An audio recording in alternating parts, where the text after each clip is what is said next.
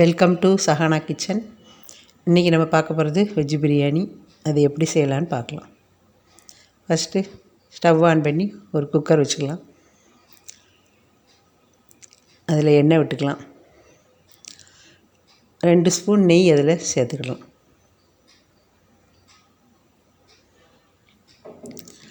அதில் சோம்பு, 2 ஏலக்காய்,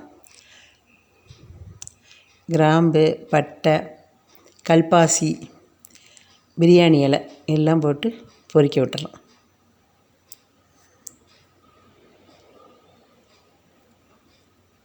எல்லாம் பொரிஞ்சோடனே அதில் வெங்காயம் சேர்த்துக்கிடலாம்.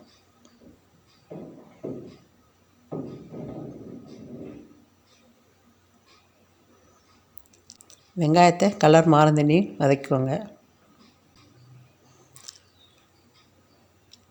அதில் 2 பச்சை மிளகாய் போட்டுக்கலாம்.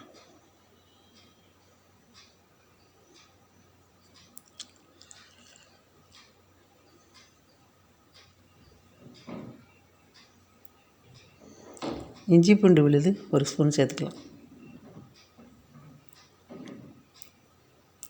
இஞ்சி பூண்டோட பச்சை வாடை போகும் தண்ணி நல்லா வதக்கி விட்டுறலாம்.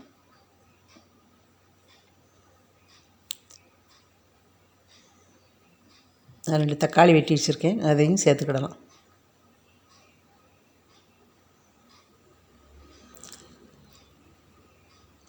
தக்காளியையும் நல்லா வதக்கிடலாம்.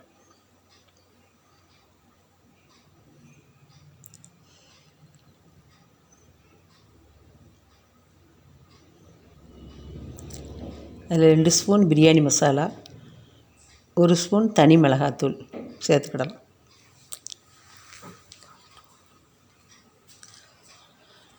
மசால் வாடை போக அதை நல்லா வதக்கிடலாம். அதில் 2 ஸ்பூன் தயிர் சேர்த்துக்கலாம்.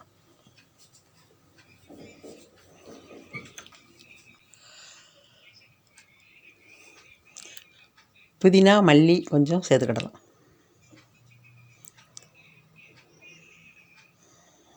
அதையும் சேர்த்து நல்லா வதக்கி விட்டுடலாம்.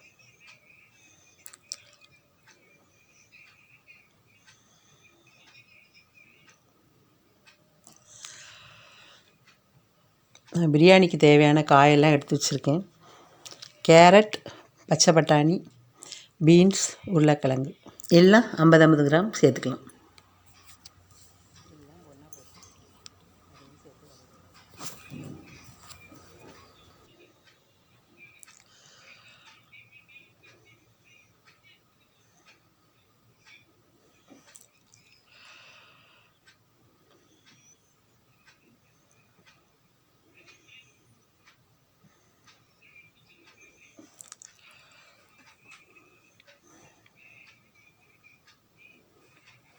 காயும் நல்லா வதக்கிடலாம்.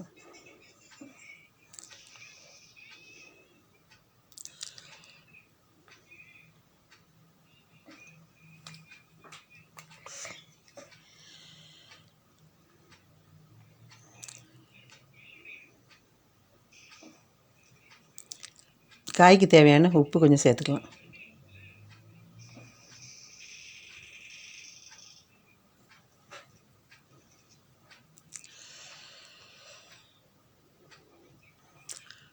நான் மெஷர்மெண்ட்டு கப்பில் 1/2 கப்பு சீரக சம்பா அரிசி எடுத்து வச்சுருக்கேன். அதை நல்லா கழுவி அதையும் சேர்த்துக்கலாம்.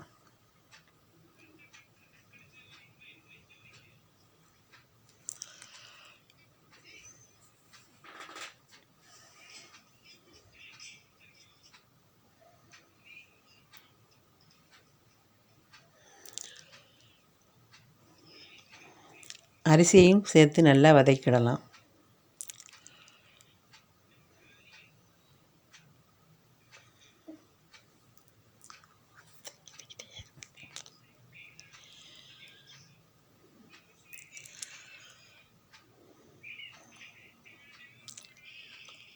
அரிசி எடுத்து அதே கப்பில் 1/2 கப் தேங்காய் பால், 1/2 கப் தண்ணி சேர்த்து மொத்தமாக 1 கப் விட்டுக்கலாம்.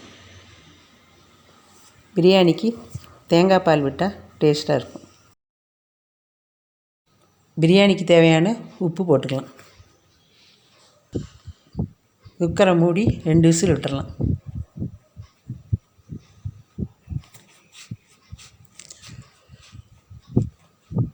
2 விசில் வந்தோடனே குக்கரை திறந்து பார்த்தா பிரியாணி நல்லா வந்திருக்கு. அரிசி உடஞ்சி போகாமல் நல்லா வந்திருக்கு. அதை கிளறிக்கலாம்.